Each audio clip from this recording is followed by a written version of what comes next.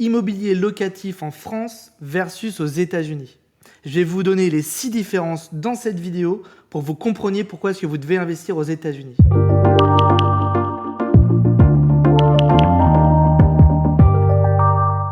Bonjour à tous, je suis Julien Reynard d'Investir.us. Je suis ravi de vous retrouver pour cette nouvelle vidéo. Je suis real estate broker, agent immobilier licencié aux États-Unis en Floride. Je suis également promoteur immobilier ici aux États-Unis. Je suis ravi, comme je vous disais, de vous retrouver pour cette vidéo. N'hésitez pas surtout à vous abonner à notre chaîne. Ça nous permet de continuer à faire ce qu'on fait. Et n'hésitez pas également à liker, à partager à vos amis ou à votre famille s'ils ont un intérêt pour l'immobilier d'investissement et notamment l'immobilier américain. Alors aujourd'hui, je vais faire un comparable tout simple.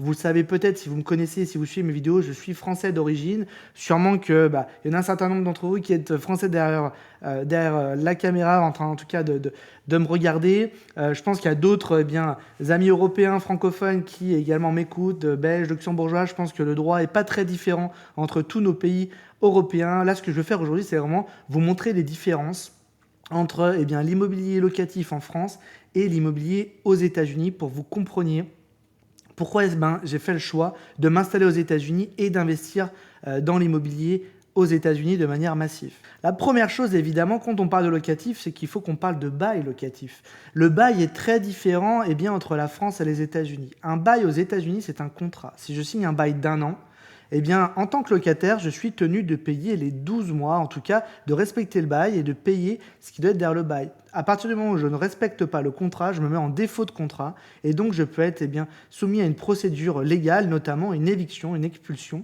Donc évidemment, il faut que je paye tous mes loyers, il faut que je respecte le bail entièrement, c'est-à-dire de la date de son commencement jusqu'à la date de sa fin. Il n'y a pas de possibilité de faire de préavis dans le cadre d'un bail classique, c'est-à-dire un bail annuel. Si on est dans un cadre d'un bail dit month to month, là effectivement c'est en tacite reconduction tous les 30 jours. Donc là, on peut envoyer une notice à son propriétaire, qu'on appelle un landlord aux États-Unis, qui lui va tout simplement nous permettre de casser ce bail, puisque c'est la loi qui le permet tout simplement.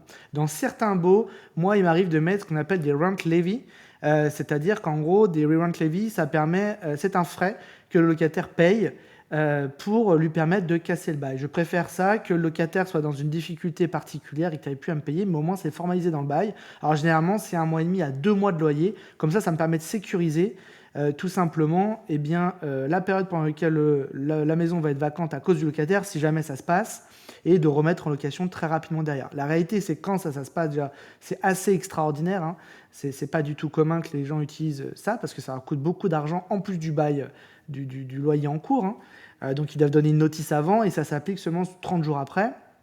Et effectivement, lorsque ça s'applique, ce sont généralement des années où on fait encore des rentabilités supérieures, puisque pour nous, c'est un bonus, puisque évidemment, la clé en matière d'immobilier, c'est d'avoir un bien attractif, désirable. Donc nous, notre demande locative est très importante sur les biens que l'on loue et on arrive à re-rentrer un locataire derrière de manière très rapide. Donc avant cette période de 2 mois que l'on pourrait calculer avec ce frais qui est lié au fait que le locataire parte avant la date anniversaire du bail. En France, c'est très différent, puisqu'en France, les baux peuvent être dénoncés, on va dire, tout le temps. Il y a un préavis qui est de parfois 1 mois, parfois un peu plus, mais qui permet au locataire en fait de sortir de son obligation. Et donc effectivement, ça apporte beaucoup plus d'instabilité pour les propriétaires, des frais également, puisqu'il faut remettre en location, donc un revenu locatif qui est beaucoup moins assuré, avec des locataires qui potentiellement peuvent changer, rentrer, sortir beaucoup plus facilement, effectivement. Ensuite, il faut comprendre que les baux aux États-Unis sont vraiment écrits pour tout simplement avoir un bon rapport de force entre le propriétaire et le locataire. Chacun a une responsabilité. Le propriétaire doit faire en sorte de maintenir le bien qu'il met à disposition, d'accord, sur la structure du bien. Le locataire s'engage à ne pas l'endommager. Le locataire également s'engage à l'occuper, ce qui est très important, et à payer évidemment l'eau, l'électricité, le gaz. En tout cas, ça peut être défini que ce ne soit pas à sa charge, mais généralement c'est le cas dans le cadre d'un bail nu. Donc il y a tout un tas d'obligations, évidemment. Dans le cadre d'un bail en France, effectivement, on peut considérer parfois que la loi est plutôt protectrice pour le locataire et donc met plutôt le propriétaire dans une position plutôt faible. Parfois, vous avez des baux qui sont compliquées à gérer, notamment il y a des conditions en France par exemple pour sortir un locataire pendant la période hivernale. Vous pouvez également avoir des baux dans certains endroits en France où vous ne pouvez pas augmenter votre loyer comme vous le souhaitez, parce que les loyers sont encadrés. Donc il y a tout un tas de régulations qui alourdissent un petit peu la procédure et qui surtout mettent des contraintes aux propriétaires, peuvent évidemment aussi handicaper le rendement locatif. Ce n'est pas du tout le cas aux États-Unis, on est dans une économie libérale, donc ce sont des contrats de gré à gré, tout peut être négocié. Évidemment, il faut que le bail, pour qu'il soit légalement valable, respecte les lois de l'État en question. Si vous résidez un bail dans l'État de Floride, il faut que ça respecte les lois de Floride. Si vous rédigez un bail dans l'État du Mississippi, il faut que ça respecte les lois du Mississippi. Donc il faut faire appel évidemment à quelqu'un qui s'y connaît, un avocat ou un real estate broker qui a l'habitude de faire ça. C'est ce que nous on fait pour nos clients, puisqu'on gère la plupart des biens de nos clients. Tous nos clients, en fait, on gère leurs biens s'ils le souhaitent. On propose ce service-là. Donc aujourd'hui, on a une expérience qui est assez importante sur des biens résidentiels comme commerciaux et sur une multitude d'États, puisqu'on a une expérience sur différents États. Alors, il y a d'autres différences entre la France et les États-Unis dont on parle beaucoup.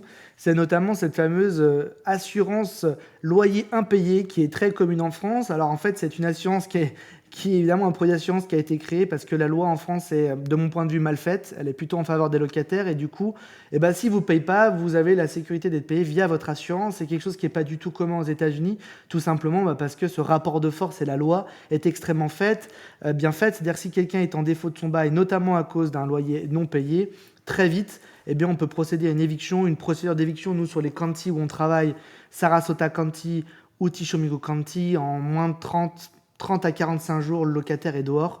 Manu Militari, c'est la situation la plus extrême.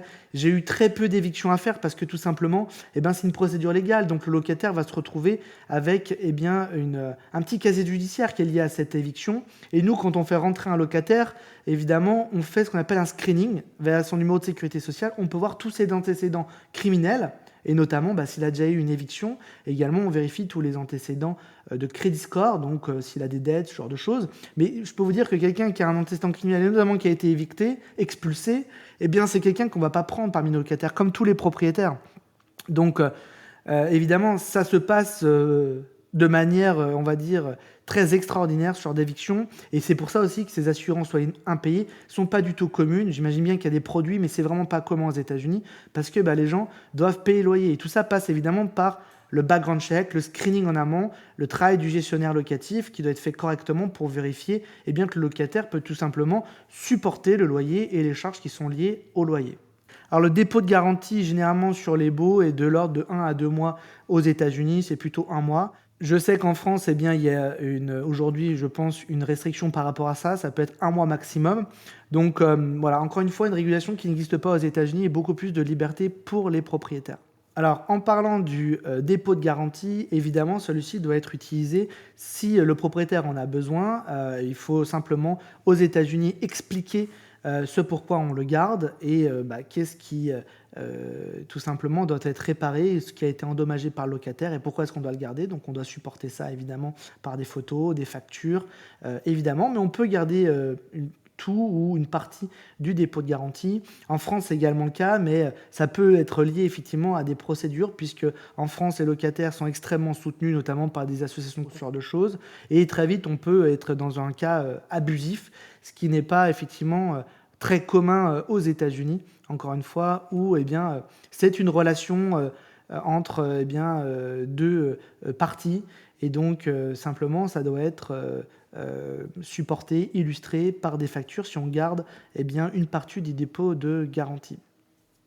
Alors voici les 6 différences que j'ai pour moi notées, qui sont les plus notables entre l'immobilier locatif en France et l'immobilier aux États-Unis. Déjà, la première chose, c'est la durée des baux. En France, elle peut être beaucoup plus longue. Aux États-Unis, on va dire que le standard, ça reste 1 an. Ça nous arrive parfois de signer des baux de 2 ans, mais c'est pas le plus commun. Nous, effectivement, ici, on est beaucoup plus précautionneux, notamment avec l'inflation, avec les charges qui peuvent être liées à détenir un bien. Et donc, c'est pour ça qu'on réajuste les loyers aussi chaque année. Et ça permet aussi de développer beaucoup plus facilement et rapidement son rendement locatif. Donc ça, c'est quelque chose qui, pour moi, est encore une fois en faveur des États-Unis.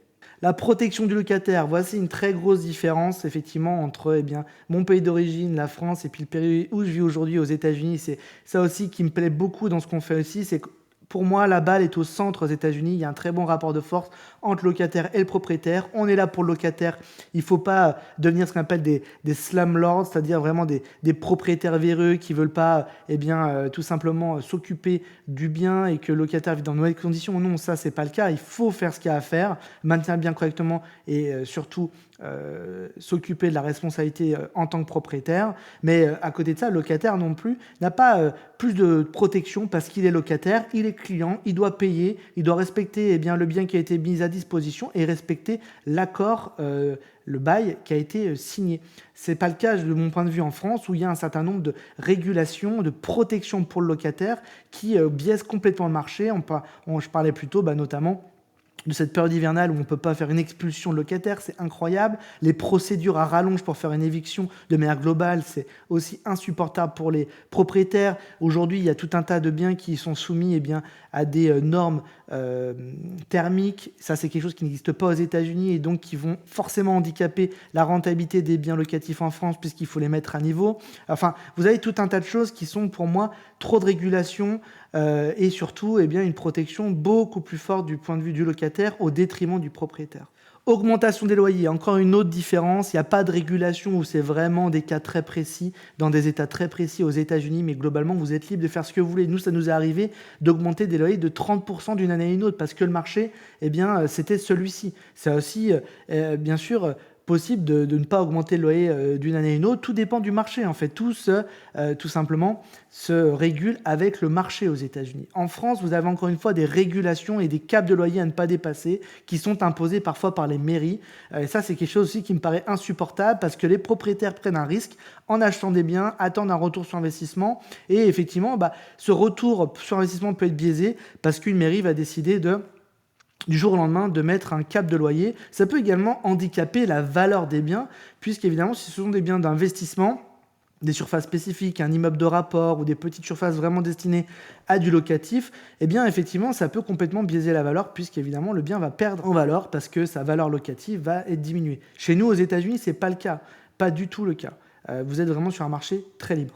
Le dépôt de garantie, encore une fois, voilà quelque chose qui est aussi pas soumis à une régulation aux États-Unis. C'est vraiment, encore une fois, du cas par cas. Nous, la plupart du temps, c'est du 1 mois de loyer, ce qui est assez équivalent à la France, puisque c'est la loi qui l'impose aujourd'hui en France. Mais il est possible de demander 2-3 mois de loyer de dépôt de garantie à un locataire. Tout va dépendre de la qualité du bien. Plus on monte en gamme sur des biens très haut de gamme, qui sont parfois meublés avec des meubles de valeur, on peut demander plus de dépôt de garantie. Mais voilà, fondamentalement, il y a encore une fois deux choses différentes puisqu'il n'y a pas de régulation aux États-Unis, ce qui n'est pas le cas en France. Une autre différence qui me paraît aussi notable, c'est la manière dont on peut finir son bail entre la France et les États-Unis. En France, en fait, le locataire est un peu maître de la situation. Il a juste envoyé une notice et le propriétaire n'a d'autre choix que de l'accepter. Il peut partir en accord avec cette notice, et généralement 30 jours pour partir du bien. Aux États-Unis, c'est flexible, mais la plupart du temps, quand vous avez un bail qui est signé, vous avez une date d'échéance et vous ne pouvez pas sortir de cette date en amont. C'est la loi qui l'impose.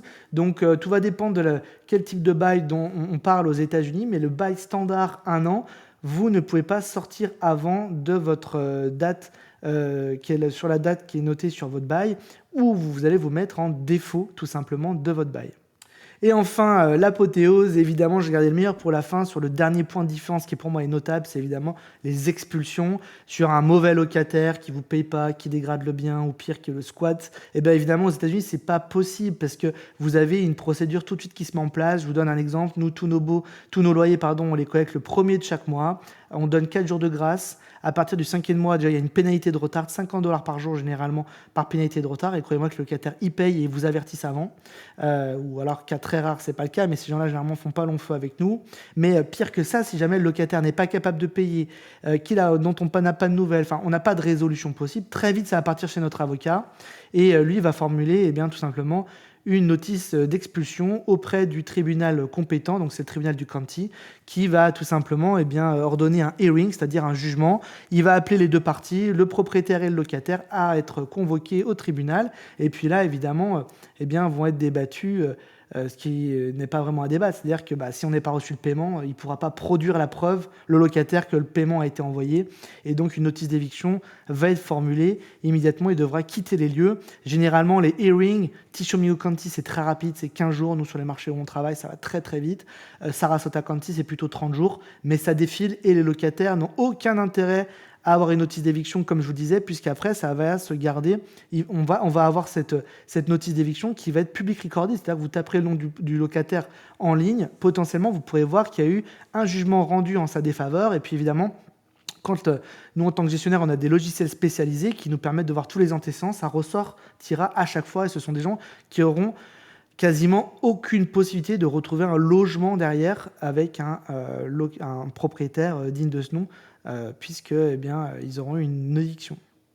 En France, c'est très différent, comme j'expliquais plus tôt, les procédures peuvent prendre des mois, voire des années avant de pouvoir reprendre le contrôle de son bien. Et puis en attendant, on continue de payer, parfois même au-delà de son emprunt immobilier si on en a un, mais ça peut même être l'eau, l'électricité, le gaz, tout dépend comment, à quel nom sont ces contrats-là. Donc c'est vraiment des situations incroyables et dures psychologiquement pour les propriétaires. Là, encore une fois, il n'y a pas de question à se poser. Vraiment, le côté américain, l'immobilier américain est beaucoup plus favorable pour vous en tant que propriétaire, même en tant que propriétaire étranger. La loi américaine vous protégera plus, c'est tout. Merci beaucoup de m'avoir regardé sur cette vidéo, vous qui êtes peut-être investisseur en France et qui songez à internationaliser votre patrimoine. Essayez les États-Unis, c'est vraiment un endroit qui pour moi est propice, des meilleurs rendements qu'en France, une meilleure protection du propriétaire. Si vous faites accompagner correctement par des professionnels de l'immobilier ici, vous pouvez mettre toutes les chances de votre côté et vraiment être successful, comme on dit en américain. Surtout, si vous voulez qu'on se parle, une seule adresse, contact@investir.us, vous m'écrivez bien sûr et je vous réponds sous 48 heures. Je vous mets également en lien en description de la vidéo, vous cliquez sur le lien, vous verrez c'est un questionnaire un peu interactif. Laissez-moi vos informations, notamment votre numéro de téléphone pour qu'on puisse connecter. Pareil, je vous reprends contact avec vous sous 48 heures, on se parle et puis on voit quels sont vos objectifs et comment est-ce qu'on peut travailler ensemble pour vous aider à démarrer aux États-Unis et à internationaliser votre patrimoine. Je vous dis à très bientôt, bye bye.